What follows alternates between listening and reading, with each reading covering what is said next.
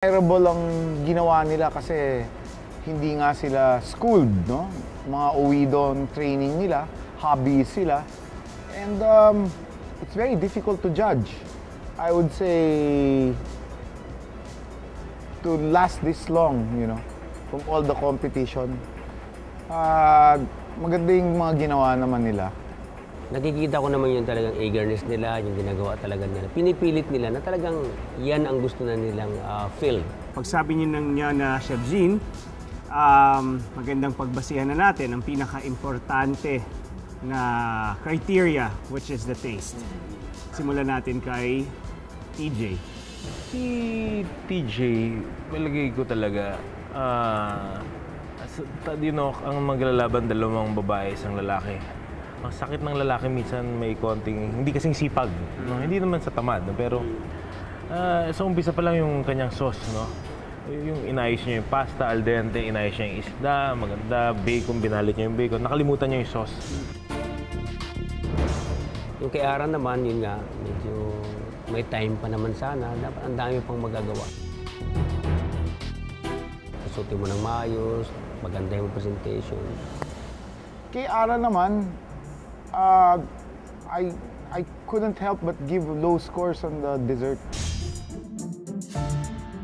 Talagang mababa sa akin ang score. Tapos noon, tama lang yung score ko sa starter niya kasi salad siya. Pero championship match to eh. Dapat banat eh. Yung kay Ting naman, parang siya, naka-plating na pwede mong kainin as a guest.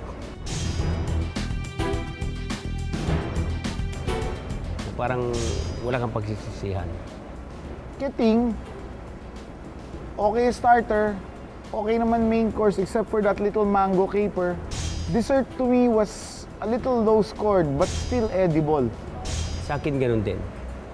Kasi wala, parang kumbaga sa tinikman namin lahat, yung consistency niya, yung presentation, yung yung combinations naroroon. Maano pa lang no? Yung starter pa lang niya matibay na yung tofu pouches, nandun yung paggagamit ng lumpiang sariwa concept, etc. No? Yung main concept niya, yung beef kahit na local, okay pa rin. Yung dessert, nandun yung concept niya na pwede pa improve, pero masarap naman. No? So sa lasa, palagay ko, although malapit sa akin kasi sa score yung lasa ni Chef Ara, tsaka ni Chef Ting, malapit eh. Kumbaga palagay ko, points lang talaga nagalayo sa akin. Siguro ang pipiliin natin tonight yung hindi up and down ang mga pinresent, yung consistent. Yung everything was consistent, everything was edible and would be very good on the table. I think that would be the choice. Raymond, maraming salamat. Thank you. Chef Boy, maraming salamat. Chef Jean, maraming salamat. At dahil sa inyong tatlo, meron na tayong kauna-unahang kitchen superstar. Masters of the Table again, thank you very much. Ang first ever kitchen superstar ng bansa ay si... Nagpapasalamat ang Kitchen Superstars sa mga sumusunod. Kasapura, the official headquarters of Kitchen Superstars. Fashion chefs para sa wardrobe ng Kitchen Superstar Cooks and Chefs.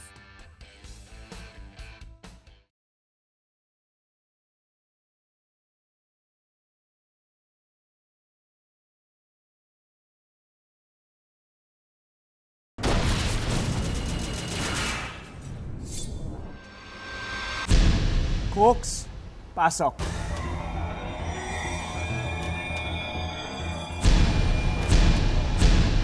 Welcome back, TJ. Ayon sa ating Masters of the Table, you have the makings of a great chef.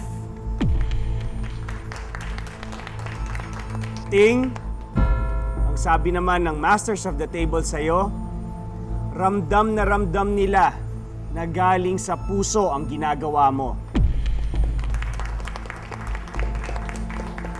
Para sa iyo naman, Ara, huling-huli mo ang panlasa ng Pinoy.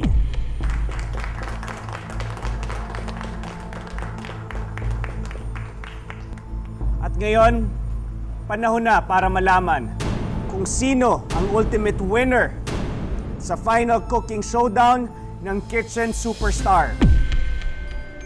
Pagkatapos ng ilang linggong pagsabak sa matitinding cooking showdowns, ang cook na mag-uuwi ng 100,000 pesos worth of Hanabishi appliances ang mag-e-enjoy ng isang Royal Caribbean Asian Cruise Package for 4, courtesy of Arpan Air. At ang mananalo ng pinakaasam na cash prize na 1 million pesos tax-free. Ang first ever kitchen superstar ng bansa ay si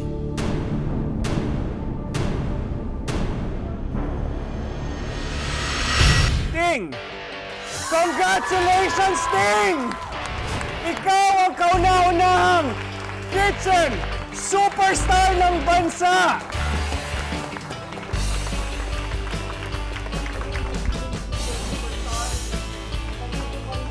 Nung in-announce na yung winner, parang hindi ko alam kasi parang nagulat na lang din ako na may parang nagputukan na. May confetti na ng mga lumilipad. Tapos, yun, in-announce yung pangalan ko. Pero hindi pa rin ako makapaniwala. And to Ara and TJ, di man kayo ang napiling kitchen superstar, saludo pa rin kami sa inyo. Hindi madaling makapasok sa Final 3 at naniniwala kaming malayo ang mararating nyo bilang cook. Congratulations pa rin sa inyong dalawa.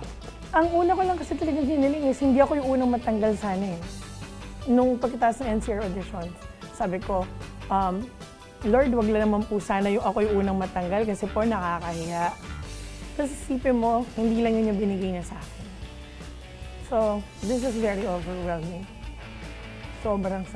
Parang hindi mo talaga siya maano na dati na ma-imagine na mangyari sa buhay mo to. And then, very, parang i-treasure mo talaga yung experience eh, hanggang sa paganda mo. Parang, And to Ting, congratulations.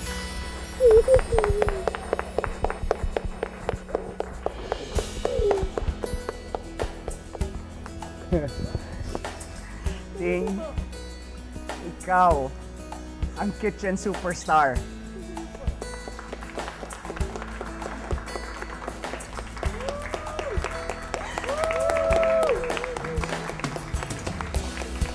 Ay, sobrang sarap ng feeling na ako yung kauna-unahang kitchen. So, naiyak naman ako. Magiging proud yung family ko sa akin. Kasi ginawa ko talaga yun para sa kanila. Gusto ko talagang maging proud sila sa akin at dito talagang naipakita ko kung sino talaga ako. Kahit hindi ako nag-aral kasi gustong-gusto ko talagang magluto. So kahit hindi ako nag-aral, napatunayan ko na pwede talagang maging kitchen superstar. Maraming salamat po sa pagtangkilik nyo sa kauna-unahang original reality cooking show ng bansa. Ito po si Marvin Agustin, hanggang sa susunod na Pasiklaban.